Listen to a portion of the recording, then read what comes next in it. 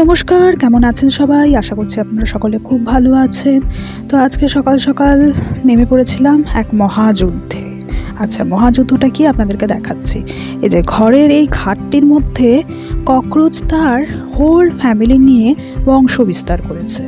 এবার তাদেরকে মানে কি বলবো, নিধন করার জন্য, অতি দুঃখের সাথেই বলতে হচ্ছে, হ্যাঁ, নিধন করার জন্য এই সমস্ত কিছু সরিয়ে ব্যবস্থা করতে হচ্ছিল। সে কি আর যে সে যুদ্ধ, মহাযুদ্ধ। এই সমস্ত কিছু সরানো চারটেখানে কথা না। এটার খাটের ভিতরে লেপ, তোশক, টেবিল থেকে শুরু করে খাটের ভিতরে আরেকটা খাট ঢোকানো যাকে বলে, এই রকম অবস্থা।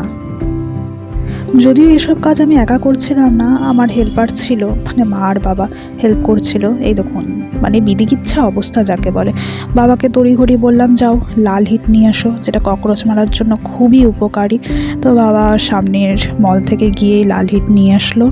তারপর এগুলো সব খুলে পরিষ্কার করে নিচ্ছিলাম। আর তার মাঝখানে আমার একটু খিদেও পাচ্ছিল।